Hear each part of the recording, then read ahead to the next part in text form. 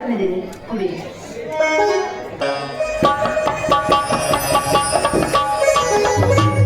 ಭಾರತಿ, ನವದಂಪತಿಗಳಾದ ಮೇಲೆ ಇಂಥ ಸಮಯದಲ್ಲಿ ಸತಿಯಾದವರು ತನ್ನ ಪತಿಗೆ ಪ್ರಥಮ ರಾತ್ರಿ ದಿವಸವೇ ಪ್ರಥಮ ಕಾಣಿಕೆ ಹಾಲು ಸಕ್ಕರೆ ಕೊಡುವಳು. ಇದರ ಮಹತ್ವ ನಿನಗೆ ಏನಾದರೂ ಗೊತ್ತಿದೆಯೇ ಭಾರತಿ? ಇಲ್ಲ ಮಾಮ. ನೋಡು ಭಾರತಿ, ಮಾನವ ಕುಲಕ್ಕೆ ಮದುವೆ ಒಂದು ಹೊಸ ಇತಿಹಾಸ. ಸಂಸಾರಕ್ಕೆ ದ್ವಾರವಾಗಿಲು ನೀ ಕೊಟ್ಟ ಈ ಹಾಲು ಸಕ್ಕರೆ ನಮ್ಮ ಪ್ರೀತಿಯಲ್ಲಿ, ಬದುಕಿನಲ್ಲಿ, ಸಂಸಾರದಲ್ಲಿ ಪ್ರತಿಯೊಂದು ಕ್ಷಣ ಕ್ಷಣಕ್ಕೂ ಹೊಸ ಜೀವಿಗಳು ಈ ಹಾಲು ಸಕ್ಕರೆಯಂತೆ ಸಿಹಿಯಾಗಿ ಪವಿತ್ರವಾಗಿರಲೆಂದು ಸೂಚಿಸುವ ಸಂಕೇತವೇ ನೀ ಕೊಟ್ಟ ಈ ಹಾಲು ಸಕ್ಕರೆ ಭಾರತಿ. ಆಯ್ತು ಮಾಮ, ನಿಮ್ಮ ಮಾತಿನಂತೆ, ನಿಮ್ಮ ವಾಣಿಯಂತೆ ಪ್ರತಿ ಕ್ಷಣ ಕ್ಷಣಕ್ಕೂ ಪವಿತ್ರರಾಗಿ ಬಾಳಲಿ ಅಂತ ನಾನು ನಿಮಗೆ ಮಾತು ಕೊಡ್ತೀನಿ.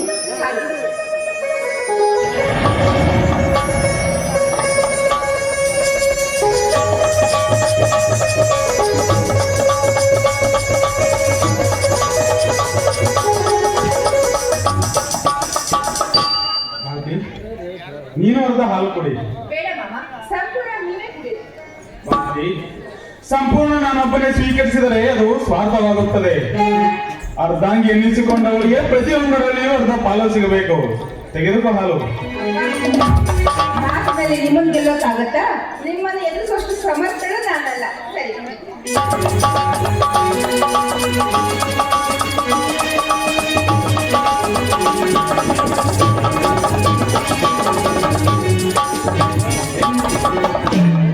ಭಾರತಿ, ನಿನ್ನ ಮಧುರ ಕಂಠದಿಂದ ಏನೇ ನುಡಿಯುತ್ತಿದೆ?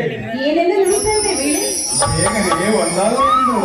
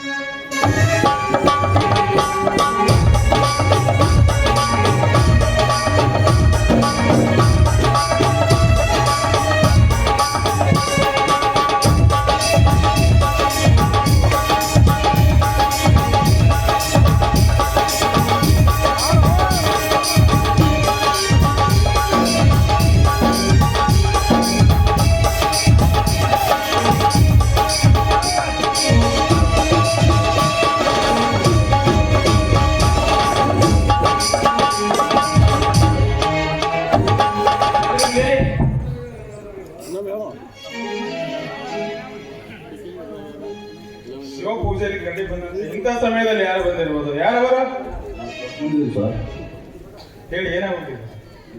ಟೆಲಿಗ್ರಾಮ್ ಬಂದಿದೆ ಒಂದು.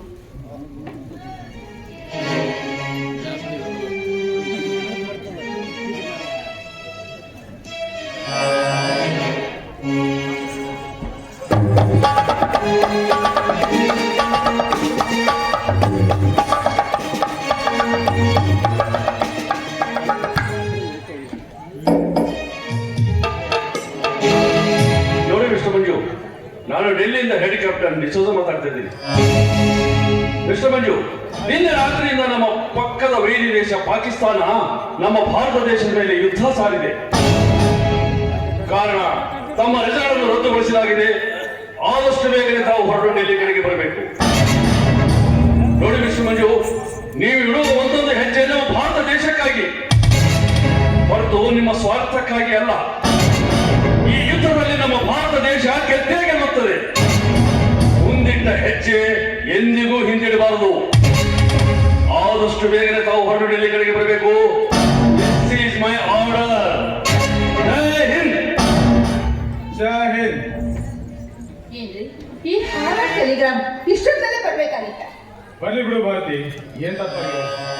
ಹೋಗಿ ನನ್ನ ಬ್ಯಾಗ್ ತೆಗೆದುಕೊಂಡು ಬಾ.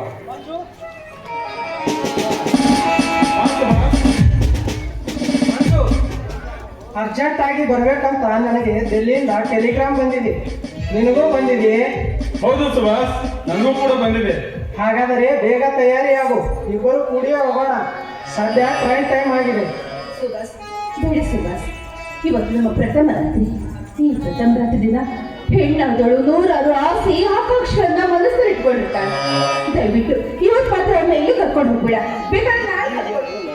ಅತ್ತಿಗೆ, ಅರ್ಜೆಂಟ್ ಆಗಿ ಹೋಗಲೇಬೇಕು. ಇದು ನಿಮಗೆ ಅರ್ಥವಾಗಲಾರದು. ಕೇವಲ 4-5 ದಿವಸಗಳಲ್ಲಿ ವಾಪಸ್ ಬಂದು ಬಿಡ್ತೀವಿ. ಬೇಡ ಸುಭಾಷ್, ಬೇಡ. ಇವತ್ತು ಮಾತ್ರ ಅವನ್ನ ನೀನು ಎಲ್ಲ ಕರ್ಕೊಂಡು ಹೋಗ್ಬೇಡ. ಭಾರತಿ, ನಿನ್ನ ಅಭಿಪ್ರಾಯದಲ್ಲಿ ನಾನು ಯುದ್ಧಕ್ಕೆ ಹೋಗಬಾರ್ದಲ್ವೇ? ಹೌದು ಮಂಜು, ಇವತ್ತು ನಮ್ಮ ಪ್ರಥಮ ರಾತ್ರಿ. ಈ ಶುಭ ದಿನ ನೀವು ಮಾತ್ರ ಯುದ್ಧಕ್ಕೆ ಹೋಗ್ಬಾರ್ದು. ಭಾರತಿ, ಒಬ್ಬ ದೇಶ ಸೈನಿಕನ ಹೆಂಡತಿಯಾಗಿ ರಣರಂಗದಲ್ಲಿ ಯುದ್ಧ ಮಾಡಲು ಹೊರಟ ಗಂಡನಿಗೆ ಹೇಡಿಯಾಗಿ ಮನೆಯಲ್ಲೇ ಇರುವಂತೆ ನಿನ್ನ ಬಾಯಿಂದ ಇಂಥ ಮಾತು ಬರಬೇಕೆ ಹುಚ್ಚಿ? ದೇಶ ಪ್ರೇಮಕ್ಕಾಗಿ ಎಷ್ಟು ಜನ ಪ್ರಾಣ ಕೊಟ್ಟಿದ್ದಾರೆ. ನಮ್ಮ ದೇಶವನ್ನು ಗೆಲ್ಲಲು ಬ್ರಿಟಿಷರಿಗೆ ಬೆನ್ನು ತೋರಿಸದೆ ತಮ್ಮ ಪ್ರಾಣವನ್ನು ಬಲಿದಾನ ಕೊಟ್ಟು ನಮ್ಮ ಅಭಿಮಾನವನ್ನು ಅವರಿಗೆ ತೋರಿಸಿಕೊಟ್ಟಿದ್ದೇವೆ. ಇಂದು ನಮ್ಮ ದೇಶದೊಂದಿಗೆ ಹೋರಾಡುವ ವೈರಿಗಳ ಗುಂಡೇಟಿಗೆ ಬಲಿಯಾಗಿ ಅದು ಎಷ್ಟು ಸೈನಿಕರ ರಕ್ತ ಭೂಮಿಗೆ ಬಿದ್ದು ಆ ರಕ್ತದಲ್ಲಿ ವೈರಿಗಳ ಪ್ರಾಣ ಮಿಂದುವಾಗ ಸತ್ತ ಸೈನಿಕನ ಕುಟುಂಬದಲ್ಲಿ ಕಣ್ಣೀರು ಹರಿವಾಗ ಮಾಡಿಕೊಂಡ ಹೆಂಡತಿಯ ಮಾತು ಕೇಳಿ ನಿನ್ನ ರಸಿಕನಾಗಿ ಹೂವು ಮಂಚದ ಮೇಲೆ ನಿನ್ನ ತೋಳ ತೆಕ್ಕೆಯಲ್ಲಿ ಮಲಗಿಕೊಂಡರೆ ಅನ್ನ ನೀಡಿದ ಈ ಭರತ ಭೂಮಿ ನನ್ನನ್ನು ಮೆಚ್ಚಬಹುದೇ ಭಾರತಿ? ಭಾರತಿ, ಮರಣ ಕಂಜಿ ಮನೆಯಲ್ಲಿರುವುದು ಹೇಳಿದನ,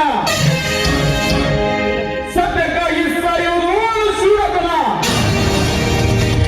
ಮಂಜು, ಏನು ಹೇಳ್ತಾ ಇದ್ದೀರಾ ನೀವು? ಭಾರತಿ, ಹುಟ್ಟುವುದು ಒಂದು ದಿನ, ಸಾಯುವುದು ಒಂದು ದಿನ. ಹುಟ್ಟು ಸಾವಿನ ಮಧ್ಯೆ ಬಿಟ್ಟು ಹೋಗುವ ಹೆಸರು ಮಾತ್ರ ಬಹುದಿನ. ದೇಶಕ್ಕಾಗಿ ನಾವು ಸತ್ತರು ಚಿಂತೆ ಇಲ್ಲ. ಮುಂದೆ ಇದ್ದ ಹೆಜ್ಜೆ ಹಿಂದೆ ತೆಗೆಯಲಾರೆ. ಭಾರತಿ, ಜನ್ಮಭೂಮಿ ಹೆತ್ತತಾಗಿಂತಲೂ ಮಿಗಿಲಾದವ ದೇಶ ಪ್ರೇಮ ಮರೆತು ಹೇಡಿಯಾಗಿ ದೇಶವನ್ನು ವೈರಿಗಳಿಗೆ ಅರ್ಪಿಸಿದರೆ ಅದು ದೇಶವನ್ನು ಅರ್ಪಿಸಿದಂತಲ್ಲ, ಹೆತ್ತ ತಾಯಿಯನ್ನು ವೈರಿಗಳಿಗೆ ಅರ್ಪಿಸಿದಂತೆ ಸರಿ. ಈ ಅಭಿಮಾನ ನಿಮಗೆ ಅರ್ಥವಾಗಲಾರದು. ನಾ ಹೇಳಿದಂತೆ ಹೋಗಿ ನನ್ನ ಬ್ಯಾಗ್ ತೆಗೆದುಕೊಂಡು ಬಾ. ನಿಜ ಮಂಜು, ಒಬ್ಬ ವೀರ ಸೈನಿಕನಾಗಿ ಮಾಡಬೇಕಾದ ಕರ್ತವ್ಯ ಏನು ಅಂತ ನನಗೆ ಹೇಳ್ಕೊಡಿ.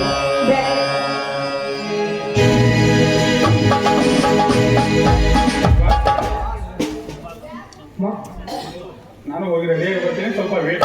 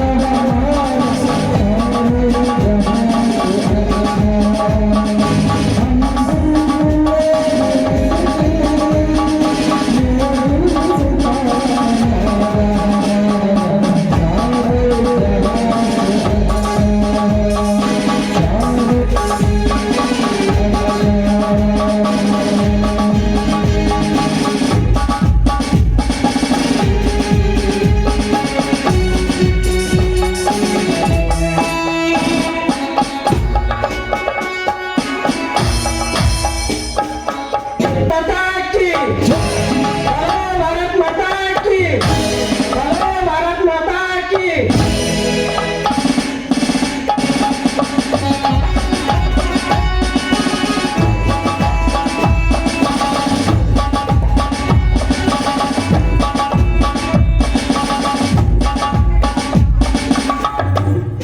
ಸರಿ ಮಂಜು, ನಾನು ಹೊರಗಡೆ ಕಾಯ್ತಾ ಇರ್ತೀನಿ, ಆದಷ್ಟು ಬೇಗ ಬಂದುಬಿಡಿ.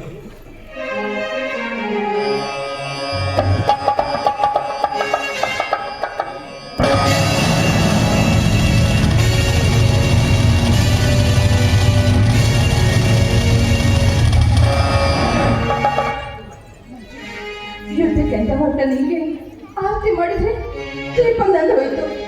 ಇದು ಅಪಶಕನ ಅಲ್ವೇ? ಭಾರತಿ, ಇನ್ನು ನೀನು ಯಾವ ಕಾಲದಲ್ಲಿ ಇದೆಯಾ? ನಾವಿರೋದು 21ನೇ ಶತಮಾನ. ಇಲ್ಲ ಮೂಢನಂಬಿಕೆಗಳನ್ನು ಬಿಟ್ಟು ನನಗೆ ಹೋಗಲು ದಾರಿ ಮಾಡಿಕೊಡು. ನೀವು ಬರೋದಕ್ಕೆ ಎಷ್ಟು ದಿನ ಆಗುತ್ತೆ? ಭಾರತಿ, ನಮ್ಮ ದೇಶ ಗೆದ್ದೆ ಗೆಲ್ಲುತ್ತದೆ.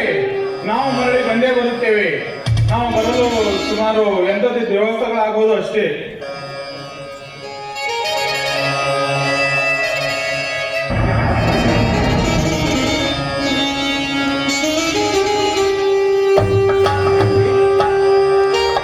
ನಾನು ಹೋಗುತ್ತೇನೆ ಭಾರತಿ. ಮಂಜು, ದಯವಿಟ್ಟು ಹೋಗ್ತೀನಿ ಅಂತ ಮಾತ್ರ ಹೇಳ್ಬೇಡಿ ಮಂಜು.